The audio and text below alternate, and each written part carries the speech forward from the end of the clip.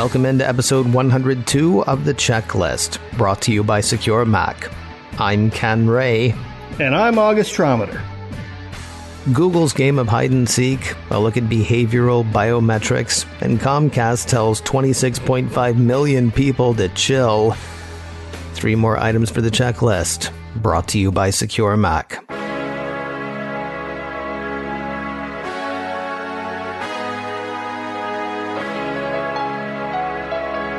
So you've turned off tracking services with Google. Have you really? The Next Web highlights a report from the Associated Press that says even if you have, you probably haven't. Quoting the Next Web, the story drew from UC Berkeley graduate researcher Kay Shankari's experience of her Android device keeping tabs on her movements while she had location history turned off. Blogging back in May, she said that at one point Google prompted her to rate a shopping trip to Kohl's, something the company could only have known about by tracking her location.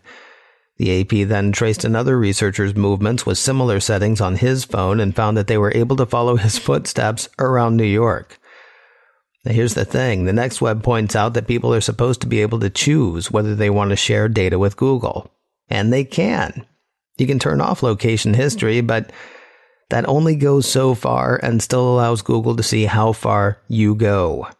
The Associated Press does have steps for flushing the data on iOS. If you use Google Maps, adjust your location setting to while using the app. This will prevent the app from accessing your location when it's not active. Go to Settings, then Privacy, then Location Services, and from there select Google Maps to make the adjustment. In the Safari web browser, the piece continues, consider using a search engine other than Google. Under Settings, Safari, Search Engine, you can find other options like Bing or DuckDuckGo. You can turn location off while browsing by going to Settings, Privacy, Location Services, Safari websites, and turn this to Never. This still won't prevent advertisers from knowing your rough location based on IP addresses on any website, though. Finally, you can also turn location services off to the device almost completely from Settings, Privacy, Location Services. Both Google Maps and Apple Maps will still work, but they won't know where you are on the map and won't be able to give you directions. Emergency responders will still be able to find you if the need arises. Now, there are also ways to get rid of all the past gathered info for any device. Go to myactivity.google.com. Look for any entry that has a location pin icon beside the word details. Clicking on that pops up a window that includes a link that sometimes says from your current location. Clicking on it will open Google Maps, which will display where you were at the time. You can delete it from this pop-up by clicking on the navigation icon with the 3 stacked dots and then delete. Some items will be grouped in unexpected places, such as topic names, google.com, search, or maps. You have to delete them item by item. You can wholesale delete all items in date ranges or by service, but will end up taking out more than just location markers.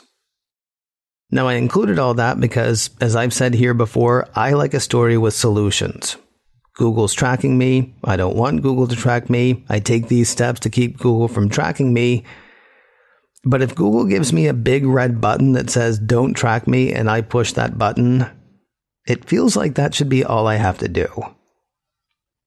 So, Mr. Trometer, the first question I have for you is this the sort of thing that you worry about?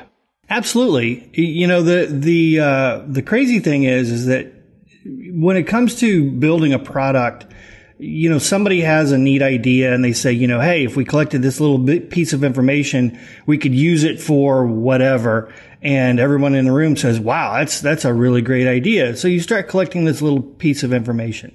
And usually it's done innocently. You know, most companies, they just start collecting it and then that's when it can turn dangerous. In this case, it's very obvious that it wasn't just, you know, one guy sitting in a room going, hey, I've got an idea. We could collect this little piece of information, because they have taken pains to make it nearly impossible for you to not be tracked. So at some point, this had to go high enough up the ladder that somebody said, yeah, bury the option so deep that no one can find it. And that's sort of Google's thing. And that is the kind of stuff that worries me using all of the time because, frankly, we don't know what information these companies are collecting. We don't know what they're using it for. All we know is that they're doing something with it. You see, and I was going to ask you, is there a way to stay on top of, whether saying don't track me actually keeps one from being tracked? I mean, the big red button seems like a convenience. At the same time, it also seems like a decoy somehow. Like I feel like, oh, good, I've pushed that one thing that says don't track me. And then, I can almost see like Google snickering about the fact that I think I'm not being tracked at that point. I mean, do you just have to wait for stories like this from the Associated Press to say, no, it turns out you actually are being tracked? Or is there some... I mean, Google is so pervasive and there are so many different settings for so many different apps that might be tied to Google. I can't imagine how you could keep track of everything that Google is tracking, especially if they're throwing up something that says, nope, you're good. Yeah, you can't keep on top of it unless that's something you do full time. I recommend just kind of keeping your eye on the news. And I believe, now correct me if I'm wrong here, but I believe that there's a great podcast called The Checklist, brought to you by SecureMac that would be a great thing for you to tune into on a regular basis where we'll cover that kind of stuff. I feel like you just landed us in Inception somehow, though. Really? I should listen to The Checklist, brought to you by SecureMac. Okay. Wait a minute. Am I listening to The Checklist or am I making the checklist? I don't know. Let me ask you a question, because there are other things that people can do. I mean, there were all those steps that I listed earlier. And by the way, we will have links to those steps on the website for this edition of The Checklist. I guess what I'm wondering, though, is how locked down are you? I mean, are there apps that you let run all the time, or do you keep them all on only when using, as the AP piece suggested for Google Apps? Most of the apps that I run, I keep on only when using, especially companies that have had kind of a dodgy background when it comes to tracking and what they use that information for. I'll give you an example that's not Google. Uber, for example, has had kind of a checkerboard past of what they use that information for. So I don't allow Uber to track my location unless I'm actively using the app. And I think, it's all about what level of tracking that you are comfortable with. Mm-hmm. And for me, it's less about what level I'm comfortable with and more about what I fear that information could be used for if I allow it. It's okay for apps to track me while I'm using the app because I'm saying, hey, this is what I want you to do. But don't do it when I'm not using the app. You've got no business knowing where I am. No matter what you're using it for. You look at a company like Bird, which does the scooters, and, a lot of what they do is, they track your location supposedly to, help distribution of where these scooters, are distributed on the street so that, what you have one when you need one. And that sounds like a great use of that information, but, all it takes is one product manager and one marketing guy, who go, hey, we could really use that information for this. And then all of a sudden that information is being used in ways that you never wanted it to be used. It all sounds completely paranoid. At the same time, if we're just leaving breadcrumbs, who knows what's going to follow back to you? I mean, I'm thinking about an app. I went to Disneyland recently, and Disneyland has this really cool new app that basically gives you stuff to do while you're in line at the park. Right? So they've got a little bit of a gamification thing going on, like, did you get your picture taken at this place? And if you're standing in line at this thing, here are these trivia questions that might interest you. And what Disney suggests is that you leave the app on always on, which makes sense because, maybe you're going to be in Adventureland, maybe you're going to be in Fantasyland, and wherever you are, they want to be able to ping you with this neat little thing, right? It makes the visit to the theme park a bit more magical. Until you remember that Disney is owned by ABC Cap Cities. Or does Disney own ABC Cap Cities? I mean, what happens at the park Not to make it sound like Vegas, but what happens at the park doesn't necessarily stay at the park, because there's all this information about me that's now owned by, or at least accessible by, who knows how many other companies are tied into Disney. Hydra, August, Hydra will know whether I like Fantasyland or Adventureland. And it's kind of crazy. It's crazy to think about, but I'm not really worried about Hydra. But here's the thing. So you say it's Hydra, and the last time I was at Disney, I thought it was just a whole bunch of tourists that had gotten too much sun. It could. Oh, that's funny. Oh, Red Skull jokes, ladies and gentlemen. Come for the security, stay for the geekery. And I know they sound like the same thing, but August just proved they're not. Here's what's weird to me, though, and this is kind of a good thing that's built into iOS. So I turned it on. I let it, use when I was using it, when I wasn't using it, whatever, for the day. I meant to go back in and kill the app, or, kill that setting. I want to say it was 2 or 3 days after my trip to Disneyland that iOS popped up and said, hey, by the way, the Disneyland app has been using your location. You cool? So, I mean, at least the operating system has your back if the apps don't always. The unfortunate thing is that probably in Disney's case, I would imagine that data doesn't leave the park, or at least not a lot of the data leaves the park. Not that I want to trust Disney, but they have a long history of doing things just to make the customer experience more magical. The unfortunate part is we just don't know where that information's going. And to me, that's the scarier part, is not that they're doing it. It's that we have no clue where it's being handed off to, or whom it's being handed off to. I love the idea that you want to think that Disney's being good, but I'm reminded of the fact that we're all just a tiny little division of McDisney.com. So let me ask you one other question, because a lot of what we're talking about is apps on your phone. But of course, if you use Google on your phone, that's the same as using Google on your desktop, on your iPad, on your wherever. I mean, all that information kind of goes into a pile that gets, parsed and sifted through by Google. Have you made the switch to another another search engine? Like, do you use DuckDuckGo? I've tried using DuckDuckGo, and to be honest, the results that I get back from Google are more what I expect. And that's probably because I've spent more time using Google than DuckDuckGo. So unfortunately, yes, I still use Google for my search engine. Yeah, I think on my phone I use DuckDuckGo, but it was just sort of a principle thing. On my Mac, I still use Google. So, I mean, it's really just a shaking my fist at the cloud sort of move as far as that goes. Although I guess if my concern is mobility, at least, I don't know, maybe I'm doing 1/10 of what I should be doing by using DuckDuckGo as my default search engine on my phone. Now, I didn't bother going through the steps for turning off tracking for Android for a couple of reasons.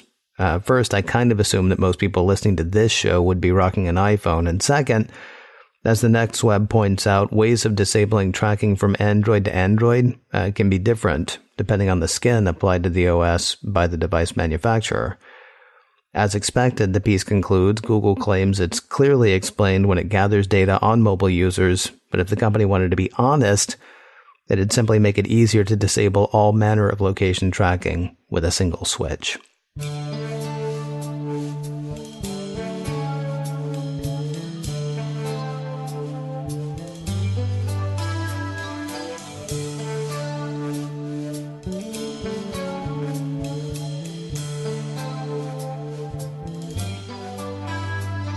In thinking about this next story, I don't know. About the only analogy I could think of was, you can't stop the flood, but you can move to higher ground. According to a piece from the New York Times, banks and retailers are tracking how you type, swipe, and tap. Having done this show for a while, I like to think I can see the security issue in security stories. But unless banks are trying to figure out my Tinder profile, I couldn't see why how I swipe would matter to banks. Well, the piece explains something called behavioral biometrics. Just like your fingerprint is unique to you and your face is unique to you, the way you tap, type, and swipe on a touchscreen or a keyboard is also unique to you. To fight fraud, says the paper of record, a growing number of banks and merchants are tracking visitors' physical movements as they use websites and apps. Now, my immediate thought is this sounds good. If someone looks over my shoulder and catches my password or somehow cuts and pastes my password into the website for my bank account, it's almost nice to know that the bank's systems can see that that's not me and potentially stop somebody from draining my bank account. The New York Times highlights such an incident. The piece says Royal Bank of Scotland is using software designed by a small New York company called Biometrics. It builds a profile on each person's gestures, which is then compared against the customer's movements every time they return. The system can detect imposters with 99% accuracy, Biometrics says. A few months ago, the software picked up unusual signals coming from one wealthy customer's account. After logging in, the visitor used the mouse's scroll wheel, something the customer had never done before. Then the visitor typed on the numerical strip at the top of the keyboard, not the side number pad that the customer typically used. Alarm bells went off. The RBS system blocked any cash from leaving the customer's account. An investigation later found that the account had been hacked. One executive says someone was trying to set up a new payee and transfer a 7-figure sum. We were able to intervene in real time and stop that from happening. Does your bank employ such methods? Well, good luck finding out. The Times says RBS was one of the only banks willing to say publicly that they employ such technology. Meanwhile, the piece says privacy advocates view the biometric tools as potentially troubling, partly because few companies disclose to users when and how their taps and swipes are being tracked. What we've seen across the board with technology is that the more data that's collected by companies, the more they will try to find uses for that data, said Jennifer Lynch, a senior lawyer from the Electronic Frontier Foundation. It's a very small leap from using this to detect fraud to using this to learn very private information about you. One concerning bit.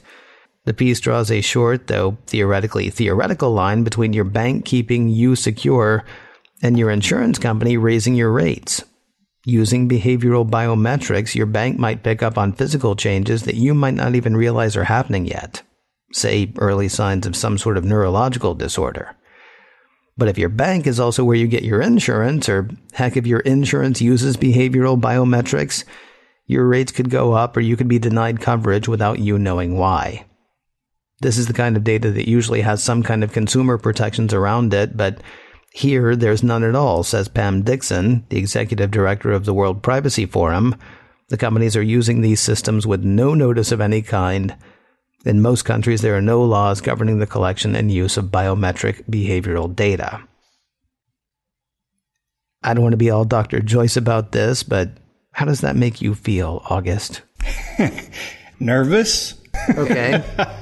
Because here's the thing, you've developed on a pretty big scale before. I mean, not as big as, maybe for a large multinational bank, but I mean, was this something that you were even aware existed?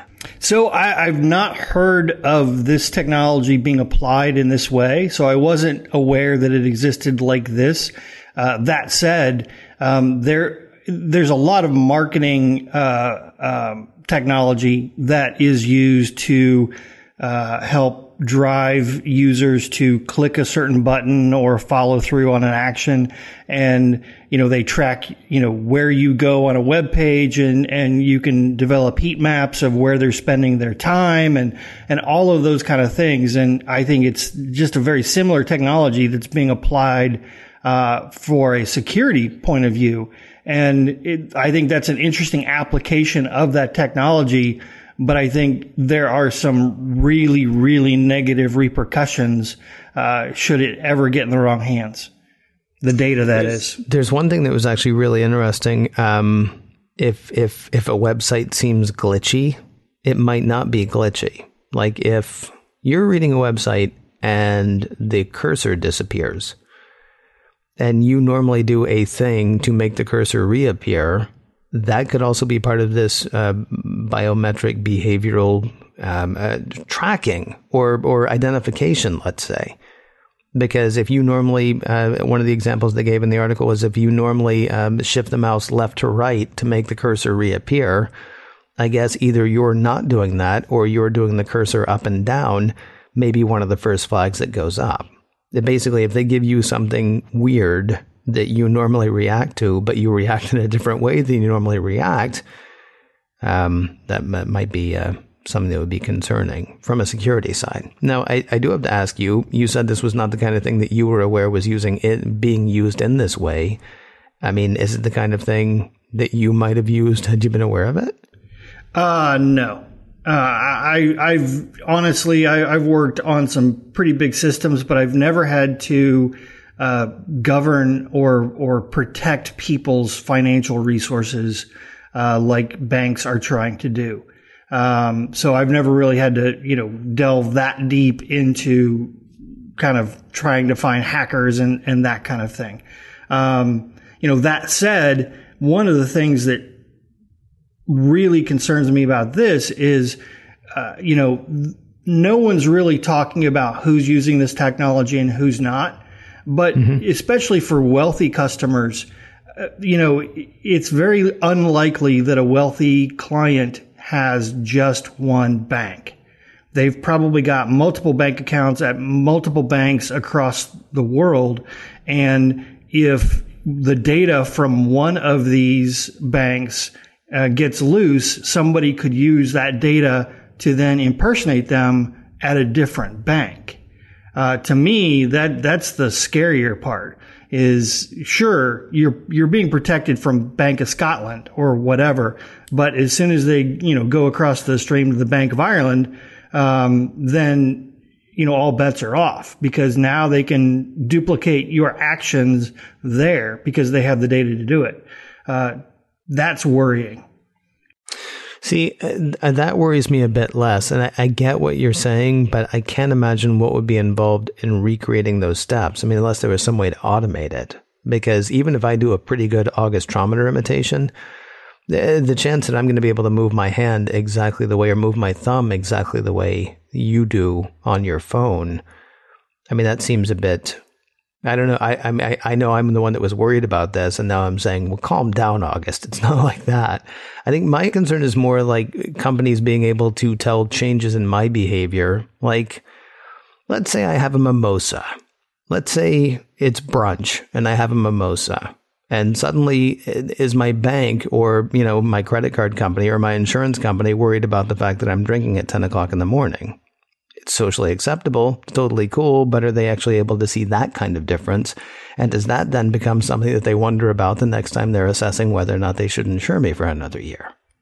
That's a valid concern. And it's a crazy concern that's no longer crazy, and that kind of annoys me. Because now I got to wait till noon to have my mimosa, and that's not even brunch anymore, that's lunch. And that's uncool. So I guess the other question I have is, there are a few other questions. The piece points out that the use of behavioral biometrics is not governed, and that generally speaking, companies aren't even telling people, that they're using behavioral biometrics. Should companies be telling people they're using them, or I want to say, should companies not be using them? But that's the reason that I started with, you can't stop the flood. The fact that this technology is out there means that this technology, it seems like it almost can't not become more pervasive. Should we all be warned, or should we all be told that this is something that's being used, whether to our benefit or detriment? I think transparency is really, really important in all of this stuff. Whether it's biometrics to determine whether or not you can log into a system, or whatever, if location that Google is collecting on you. I think it's really, really important for them to be completely transparent instead of hiding it. And I understand the hiding it aspect of it. I mean, it's something that security through obscurity is something that we've done forever. But it needs to stop, because that's the only way we're going to plug the holes, is by kind of showing everybody the colander and saying, hey, we need some help patching the holes. You do also fan the flames of paranoia even if it's all on the up and up, even if these are machines of loving grace, right? Keeping track of you or keeping watch over you. If you don't tell people and then they find out, you must be up to something. Even if you weren't up to something, there's something in someone's head that says, I know you said you were protecting me, but why didn't you just tell me you were protecting me? It's the whole Area 51 thing. As long as they kept saying, no, there's no Area 51, we created all kinds of tales. And, it was aliens. It was all this stuff going on out there when probably it was just an Air Force base. And they should have just said, guys, it's just an Air Force base. And we would have left it alone.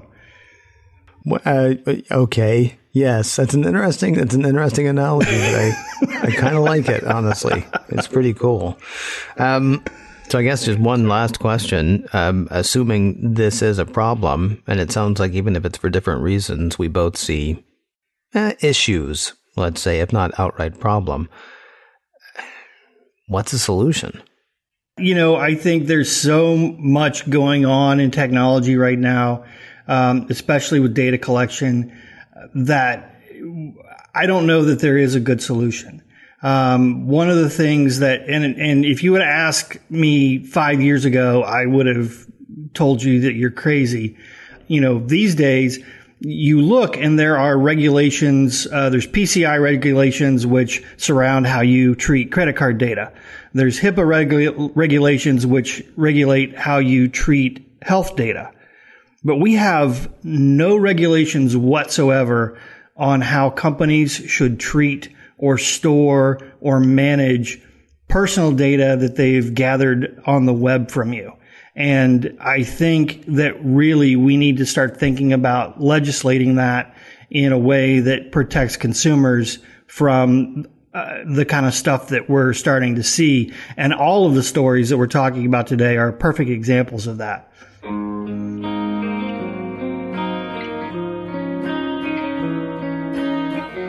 I said earlier that I like stories with solutions, but this may just be the head-shaking edition of the checklist. Do you remember that skit from Saturday Night Live where they would read a news story and there was no joke? They would just shake their heads afterwards. kind of like your local news. Honestly, it's like every day on the news today. Right. We should actually, we should end every one of our stories with to really send it home. And some of those affected are children. That's really, because that's always the clincher. You're going for the local Emmy when you do that. From 9 to 5 Mac, Comcast Xfinity customers are the latest to be affected by lax online security. According to a report from BuzzFeed News, more than 26.5 million customers had their partial home addresses and social security numbers exposed. The piece says one of the flaws related to an in-home authentication page where a user is able to pay their bills without signing in. The portal allowed customers to verify their account information based on partial home addresses suggested by the Comcast site if the device was or appeared to be connected to the home network.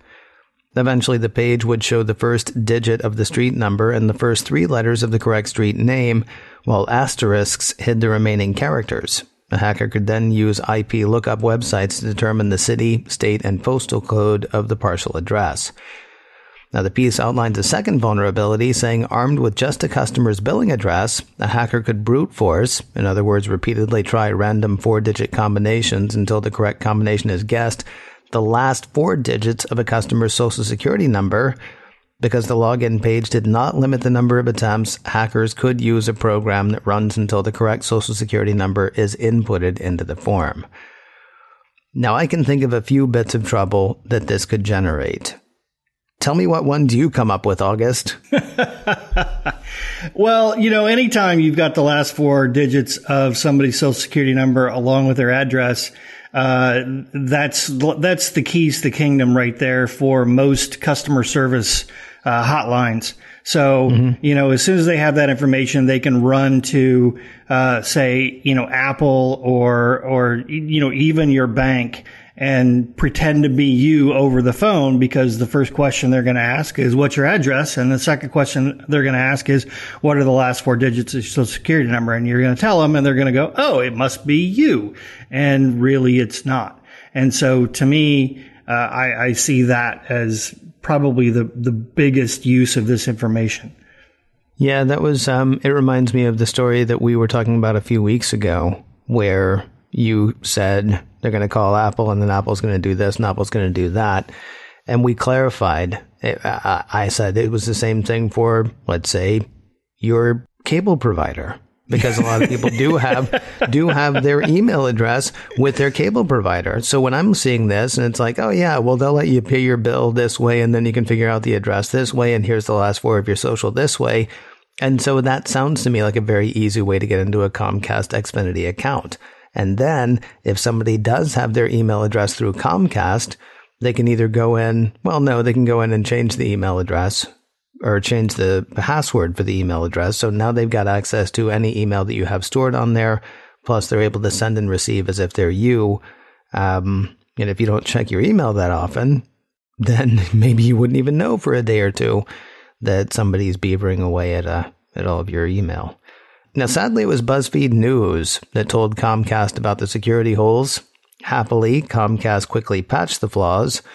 Then spokesperson David McGuire told BuzzFeed News, "We quickly investigated these issues, and within hours we blocked both vulnerabilities, eliminating the ability to conduct the actions described by these researchers. We take our customer security very seriously, and we have no reason to believe that these vulnerabilities were ever used against Comcast customers outside of the research described in this report. They have no reason to believe the vulnerabilities were ever used against Comcast customers." What I'm wondering is there reason to believe that they weren't? Well, there's a lot of double negatives in that sentence. So, and those can be tricky. Those can be tricky. We've heard. Yeah. So I think the standard response is always, we don't think anyone's used this data in a negative way. But the fact is, we don't know whether anyone has. And I don't think even Comcast knows. So I think they're being truthful when they say we don't believe anyone has used this information. But we really don't know. Not to be terrible about it, but they didn't even say they don't believe it. They said they have no reason to believe. Right. In other words, they don't see any trail that says that. Nobody knocked over a can on their way out the door that shows them that somebody was there. They're not saying they don't think it happened. And look, I'm not saying that they actually do think it happened. It's just, if they're going to be so careful, if they're going to be like, answering a question as if they're walking gingerly through a minefield, then I want to be clear about what they actually said. They don't say they don't believe it. They just said they have no reason to believe it. Sure. Well, but what happens is something like this, some event, occurs like this, and immediately, they go to their PR team, to try and, how are we going to address this? The PR team comes up with a statement, and the CEO goes, "Okay, this looks great," says everything we need to. And then, the guy in the black suit with the shades, with Esquire at the end of his name, runs, grabs it, and before anyone can read it, runs it through the legal department.